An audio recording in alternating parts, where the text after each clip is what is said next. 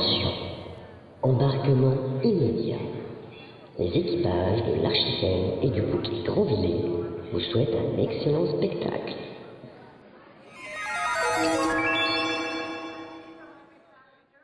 Ah, la télévision. Nous avons créé une femme mécanique. Dieu est amour. Stop. Toi, tu te tais.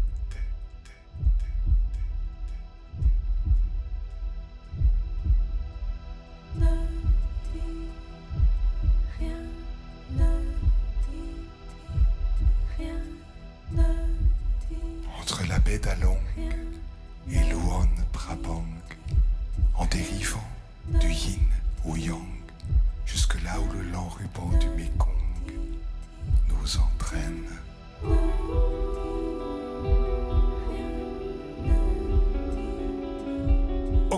Ok, moi, je leur fais passer la plupart de leur temps à remplir des formulaires qui ne servent à rien. Mais comme je leur demande d'être chaque jour plus performants, qu'est-ce qu'ils les remplissent bien? Toi, tu te tais. Nelson Mandela, Darwin, Copernic, Galilée, Thomas Sankara, Ernesto Che Guevara, Renaud, Aznavour, Victor Hugo, Serge Gainsbourg et même les immenses Jacques Brel et Georges Brassens. Toi, tu te tais. Pour toi, on se tue et on te respectait. Mais toi, t'es pas foutu de temps. Tenir à ce que t'es descend des étoiles. Faire de l'attitude, sois moins vaniteux, reviens sur terre. Tais-toi, change ton attitude et cesse de te croire tellement extraordinaire. Toi, tu te tais, ok?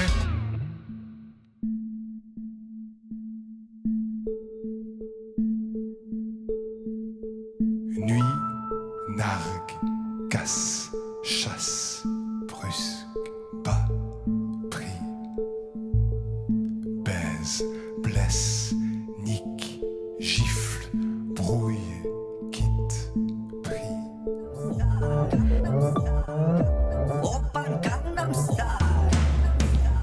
On a calculé que l'humanité a passé plus de temps à visionner ce stupide clip qu'à construire les pyramides d'Égypte. Mais à propos d'Égypte antique, il regardait aussi des films historiques et il disait souvent « C'était quand même mieux avant. C'était quand même mieux avant. » C'est quand même marrant de vivre un moment où c'était mieux avant.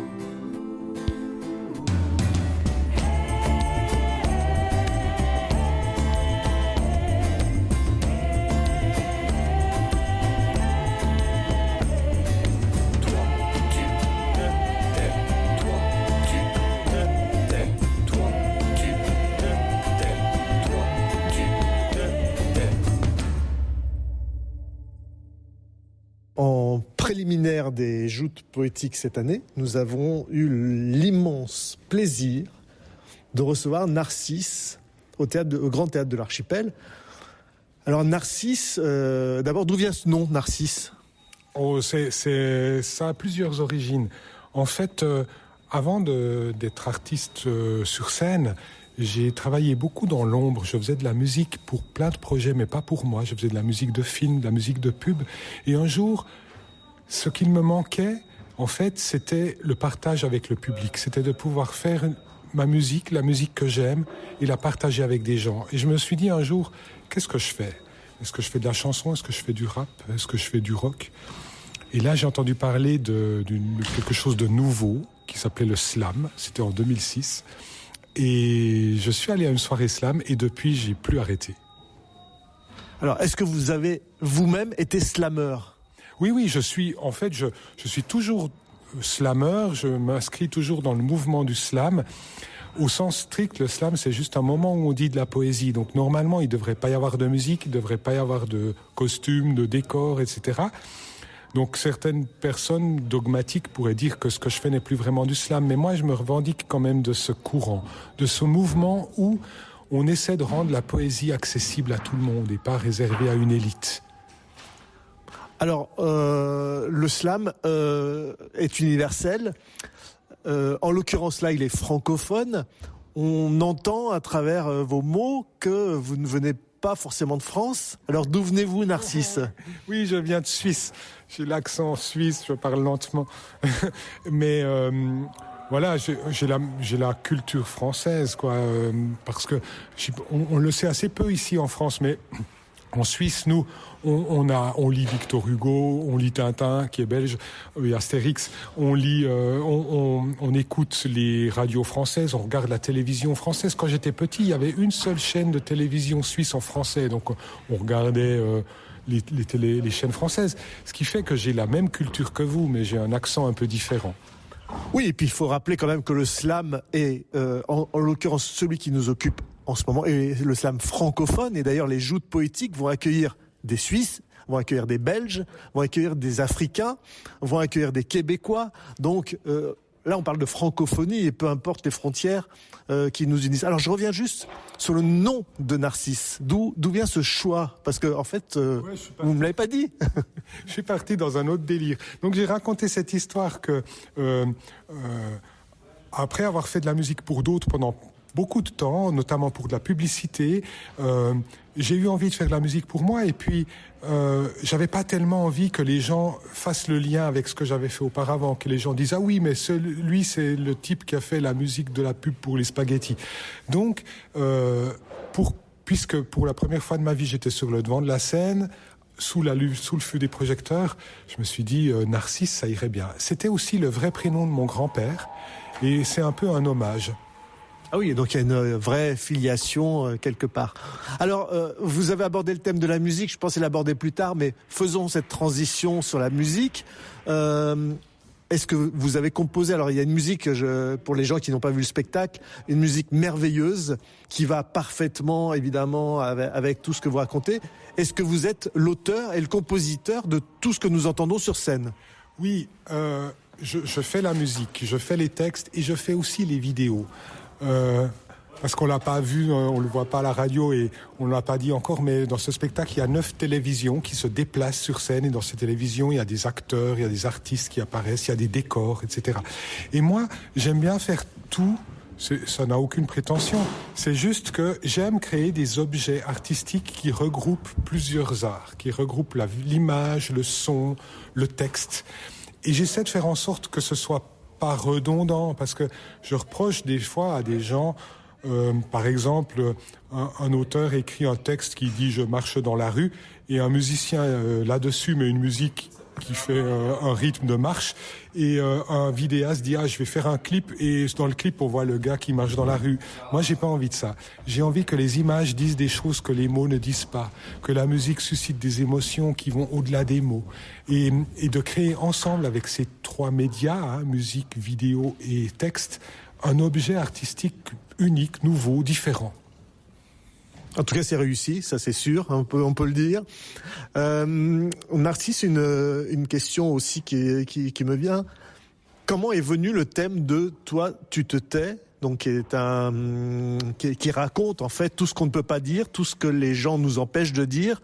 C'est un peu l'anti-langue de bois, en fait. Vraiment. C'est dans l'esprit du slam. Le slam, c'est un moment où tout le monde peut monter sur scène pour dire un poème. La poésie n'est pas réservée à une élite, à des gens qui ont écrit des livres. Et dans cet état d'esprit, j'avais envie aussi de dire, mais on devrait plus prendre la parole, on devrait un peu plus s'insurger contre les gens qui nous demandent de nous taire en permanence. Ça commence à l'enfance, ça continue à l'école, et puis dans la vie professionnelle, et puis dans beaucoup de situations, les gens disent à d'autres « taisez-vous, toi tu te tais ».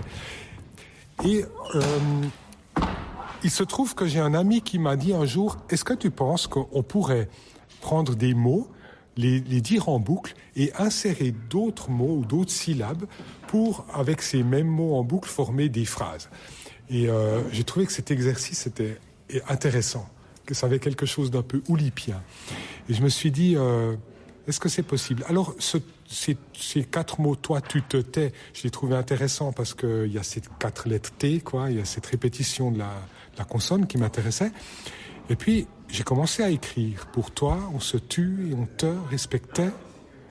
mais toi, t'es pas foutu de t'en tenir à ce que t'es. Je me suis dit, mais ça marche, on peut le faire. Et j'ai continué, j'ai écrit 4 couplets comme ça. Et puis, une fois que j'ai eu terminé ce texte, mon épouse m'a dit, mais tu devrais faire tout un spectacle autour de ce sujet. C'est trop important, quoi. Et voilà, c'est cette idée qui vient d'un ami et ce conseil qui vient de ma femme qui ont été à l'origine de ce spectacle. Alors, évidemment, on voit ce spectacle. Moi, la première chose qui m'est venue, c'est ça pourrait être un magnifique programme de télévision aussi. Ça pourrait être un programme qu'on pourrait voir sur YouTube. Tout ça mis ensemble, finalement. Vous y avez déjà pensé ? Oui, en fait, il existe un livre qui contient le texte du spectacle. Et dans ce livre, il y a un DVD de la captation vidéo du spectacle. Donc on peut le voir, mais je ne l'ai pas diffusé sur YouTube in extenso. En revanche, je fais régulièrement des chroniques filmées qui tournent sur les réseaux sociaux, Facebook, YouTube, Instagram. Et j'aime bien ce moyen-là aussi, d'être diffusé par les réseaux sociaux, c'est vrai. Mais je crois que c'est nécessaire aujourd'hui en tant qu'artiste.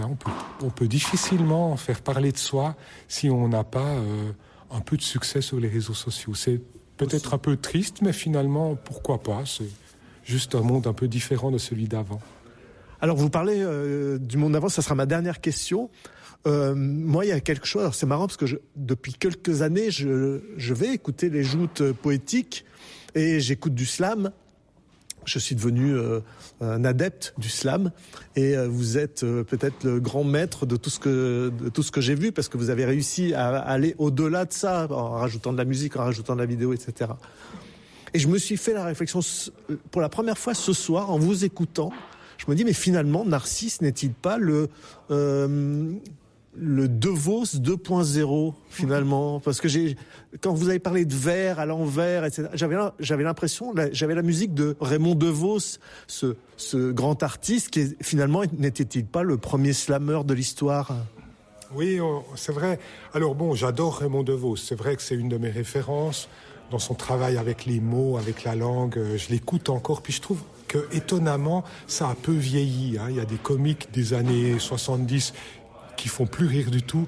Lui, il est toujours efficace. Alors, est-ce que c'est le premier slameur ? C'est difficile à dire, parce que le slam, c'est pas un style. On peut faire du slam de 1000 manières différentes. Les gens ont dans l'oreille grand corps malade, alors ils pensent que le slam, c'est toujours comme ça, mais le slam peut être beaucoup de choses différentes. Ça peut être très... Oui, enfin, voilà. Disons que non, Raymond DeVos n'est pas le précurseur du slam parce que le slam n'existait pas. C'est comme si on disait que Coluche était le précurseur de YouTube.